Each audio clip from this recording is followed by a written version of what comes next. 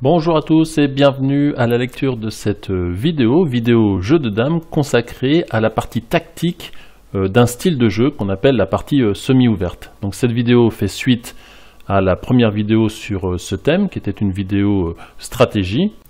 Aujourd'hui nous allons voir quelques thèmes tactiques majeurs que l'on rencontre dans ce style de partie. Alors bien sûr ça n'est pas exhaustif. Mais il y en aura pour tous les niveaux, beaucoup de combinaisons pour débutants, et les combinaisons, nous joueurs de dames, c'est ce qu'on aime, donc vous qui débutez dans le jeu de dames, ou vous qui êtes curieux, vous allez voir de très jolies combinaisons, que je qualifie quelquefois de débutants, mais enfin pour débutants, mais oui, le joueur qui veut découvrir le jeu de dames et qui veut s'y mettre sérieusement, doit connaître l'essentiel des combinaisons qui seront classées débutants. Les autres trouveront également des combinaisons à leur goût parce que certaines seront difficiles et nécessiteront de se creuser les méninges. La plupart des combinaisons que vous allez voir est issue de compétitions internationales. Alors c'est parti, les noirs ont installé une semi-ouverte, sont venus en 27, ils occupent le terrain, un des plans de jeu pour les blancs, peut-être l'attaque de ce pion-là, mais il se trouve qu'ici c'est impossible, 34-29 n'est pas possible, pour quelle raison? Simplement sur 34-29, on force par la prise majoritaire, les blancs sont obligés de prendre ces deux pions-là, on reprend, les blancs doivent prendre, et les noirs prennent deux pions, et ici le passage à dame est assuré. Alors, une autre situation tirée d'une partie, ici les blancs jouent et gagnent. Alors comme d'habitude dans ces vidéos, vous pouvez faire pause, chercher, prendre votre temps, et ensuite regarder la solution. Donc ici, on a le contact, très classique en semi-ouverte, le contact entre les pions 29 et 23, il suffit de percer. Et pour percer, très souvent, on s'y prend par 37-31.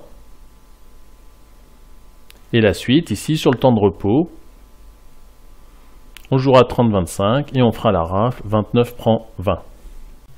Alors on voit, 37-31, prise, les noirs doivent prendre, et sur le temps de repos, simplement 30-25, les noirs doivent prendre, et 29 prend 20, la victoire est assurée. Alors, une autre combinaison très classique qui arrive très souvent, les noirs sont venus réoccuper la case 24, c'est vraiment un point vital dans la stratégie noire, c'est également un point vital pour la stratégie blanche en semi-ouverte, ne pas permettre aux noirs de revenir. Et ici, il se trouve que les noirs ont par exemple joué 20-24 et ça n'était pas possible, les blancs jouent et gagnent.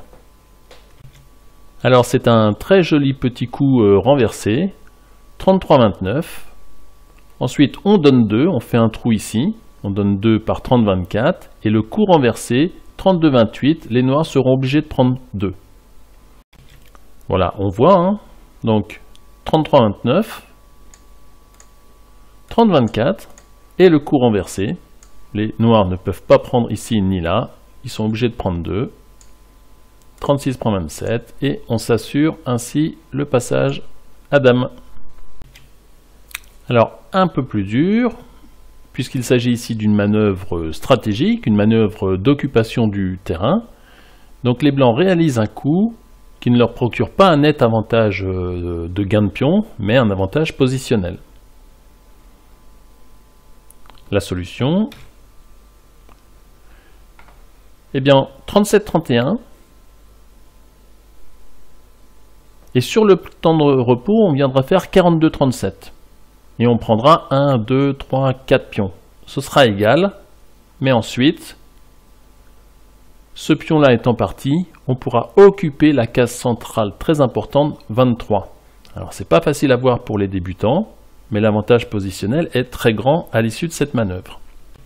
Donc on voit 37-31, prise, comme tout à l'heure, sauf qu'ici on ne s'intéresse pas au contact 29-23, on joue 42-37, on prend les 4 pions, et là, on vient occuper la case très importante 23, et les noirs ne s'en sortiront pas. On voit ici leur tentative un peu désespérée, et ils finiront par abandonner. Alors, une partie très intéressante historiquement, la partie qui oppose Wiersma à Bohm en 1967. Il faut savoir que Wiersma est un grand spécialiste de la semi-ouverte, est devenu un grand spécialiste de la semi-ouverte, peut-être après cette partie, parce qu'il a pris une véritable raclée de Jan Bohm. On voit ici, hein, c'est Bohm qui tient la semi-ouverte, et l'aile blanche, l'aile longue blanche ici, hein, est très affaiblie. Donc il suffit de peu de choses pour finir le travail, et en particulier cette manœuvre-là, 21-27. Et à l'issue de 21-27, eh bien, il n'y a plus grand-chose à faire pour les blancs. On voit, hein, 21-27. Alors, que faire avec les blancs? 37-32 n'est simplement pas possible à cause de ce simple petit coup. Si les blancs prennent ici, c'est la catastrophe, hein, puisque une fois que ce pion-là sera parti, on prendra 3 pions. Et s'ils prennent par ce pion, eh bien, il suffit simplement de prendre en arrière, et là, on a un boulevard dû à la faiblesse de l'aile longue blanche. Donc, Wiersma se résout à 49-43. Et ici, Bohm finit le travail en donnant une dame à l'adversaire. Hein, ce contact-là est vraiment très important en semi-ouverte. Donc il donne une dame, il prend les 3 pions, et là c'est terminé, parce que la dame blanche est prisonnière, hein, elle va être reprise. Donc Wiersma se résout à donner sa dame et à se procurer un passage à dame, mais l'affaire sera beaucoup trop chère pour lui, et il perdra par la suite cette partie. Alors une autre manœuvre thématique que l'on rencontre assez souvent, en fait, les noirs ici sont prêts à frapper avec leurs flèches et venir s'installer au centre, ce qui est quelquefois un bon plan de jeu, mais ici, Wiersma avec les blancs, qui tient la semi-ouverte, a simplement empêché 23-28, et on va voir comment. Donc sur 23-28, eh bien, il y a un petit coup d'attente qui est celui-là, 30-24, et on donne par 34-30, et on perce, et on s'assure ainsi le passage à dame. Alors, un autre spécialiste de la semi-ouverte, Schrolma, le néerlandais. Donc ici, les blancs jouent et gagnent par une manœuvre thématique. On voit la difficulté, hein, les noirs sont venus réoccuper la case 24, mais ils ont vraiment une aile faible. Donc ça, c'est vraiment le signe d'une partie semi-ouverte réussie. Hein. Le but pour les blancs est d'affaiblir cette aile et de rester solide sur l'autre aile. Donc ici, Schrolma prend définitivement l'avantage. Donc en attaquant par 33-28, évidemment, les noirs ne peuvent pas s'échapper, et ils ne peuvent évidemment pas boucher ici, parce que s'ils bouchent ici, eh bien, on a simplement ce petit coup, on donne 1, on donne 2, on donne 4, et là, on a un boulevard pour les blancs. Donc sur l'attaque 33-28, il n'y a rien de mieux que 24-29, donc les blancs prennent. Évidemment, les noirs ne prennent pas ici, parce que sinon, après les prises, on gagnera un pion par 27-22. Donc les noirs prennent le pion 34. On reprend. Et là, la surprise, on donne un pion temporairement, un gambit. Hein, on donne 2 pions pour en récupérer qu'un. Mais évidemment, derrière, il y a l'attaque et l'extrême faiblesse de l'aile noire longue fera le reste. Alors, une partie entre le champion des Pays-Bas, enfin 2 champions des Pays-Bas, Thijssen et Prosman. Là, il s'agit d'une petite manœuvre qu'il ne faut pas oublier hein, dans ses calculs et même dans sa stratégie. Une petite manœuvre qui permet aux blancs de prendre l'avantage. Cette manœuvre, eh bien, c'est simplement 32-28. La prise par le pion 21 n'est pas possible. Et la prise par le pion 23 laisse une aile longue noire très affaiblie. On va voir ça. Donc 32-28. Alors sur 23 prend 32, eh bien 27 prend 38 et on voit que cette aile-là va beaucoup souffrir. Et sinon, sur 21 prend 32, eh bien on a ce petit coup. Puis ensuite 42-38 et là l'aile longue noire est définitivement perdue.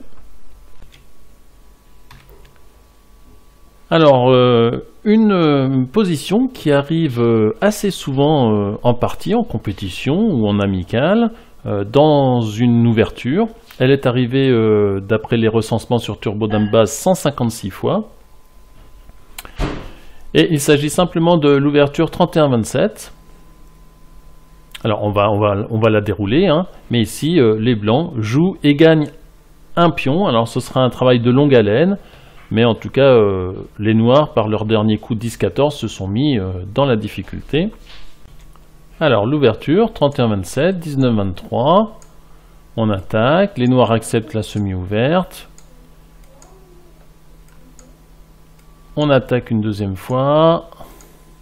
Et là, on joue 44-39. Et là, le très mauvais coup 10-14, qui est suivi simplement de 27-22, 36-31 et 32-27 et on récupère en fait 3 pions, c'est jeu égal, sauf que pour éviter la dame, évidemment les noirs doivent renvoyer et ce pion là est dans une très mauvaise posture. Alors il n'est pas évident à gagner, mais quand on regarde les statistiques et la bonne façon de s'y prendre, la partie est très compromise pour les noirs. Alors attention, là dans cette position, là c'est du grand art, les blancs, Gandvarg, Anatoly Gandvarg, joue et force le gain du pion par une très belle manœuvre. Là c'est d'un niveau difficile. Alors la solution, 33-28, les noirs sont bien obligés de jouer 14-19, et les blancs sont menacés de 17-22, donc un premier gambit. Et là, la grande menace, hein, on va simplement ici percer, donc eh bien, les noirs doivent trouver quelque chose. Donc il faut jouer 10-14, puis 27-22, donc le contact hein, qu'on perce, on prend 3 pions, et là, Kaufmann croit s'en sortir par la manœuvre 27-31. Les blancs prennent, l'attaque, et ici, ce qu'il y a de très joli, on donne 3 pions.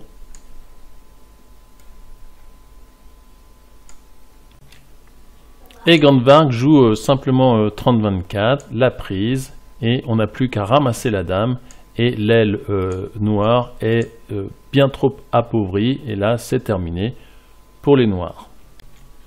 Alors, vous pouvez essayer de vous entraîner, hein, revoir toute la séquence, donc ici la solution. Essayez de calculer pour voir si vous arrivez à voir l'ensemble de la séquence. Alors une autre position qui engage 2 champions de France, Laurent Nicot, un spécialiste de la semi-ouverte, et Nicolas Guibert.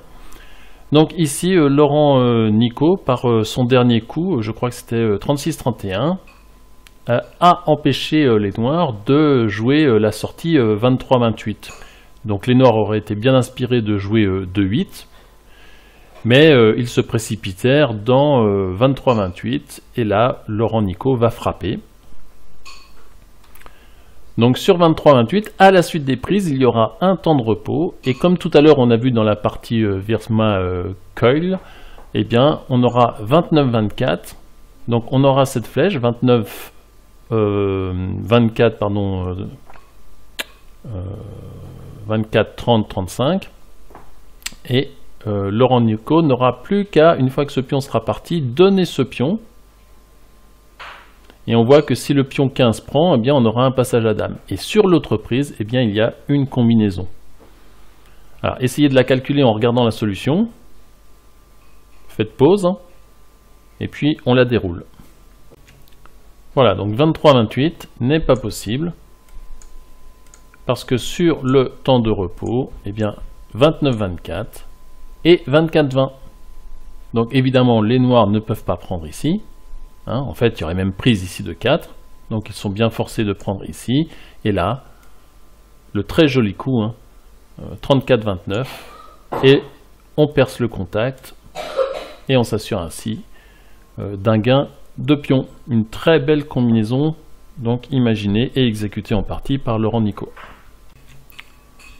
Alors, une position avec un coup très pratique qui m'a beaucoup surpris quand je l'ai vu, alors qu'en fait son principe est relativement simple. Ici ce sont les noirs qui, après 44-39, donc Joss Stockel, qui exécute son adversaire par une belle manœuvre thématique. Alors on pourrait penser que la solution vient de 18-22. Et en fait non, c'est simplement le petit coup 24-29 et prise en 30. Et on va voir qu'il n'y a rien à faire pour les blancs. Donc on voit hein, 24-29, prise, et là les blancs sont confrontés à plusieurs menaces. La simple menace déjà 18-22, qu'on ne peut pas résoudre par 38-33 parce que suit simplement l'attaque 17-21. Et sur 39-33, il y a un très joli coup qui est 30-35. Et si on s'échappe, eh bien on attaque. Et là, bien, les blancs ne peuvent rien faire, car sur par exemple simplement 48-43, eh bien on va utiliser cette flèche-là en attaquant d'abord une fois le pion. Donc le pion doit bien partir, et on gagne le pion par cette manœuvre standard. Donc ça c'est vraiment une très jolie manœuvre dans son ensemble. On revoit. Quelquefois on manque d'idées là dans cette position là. Et bien ce petit coup cause de terribles tracas aux blancs.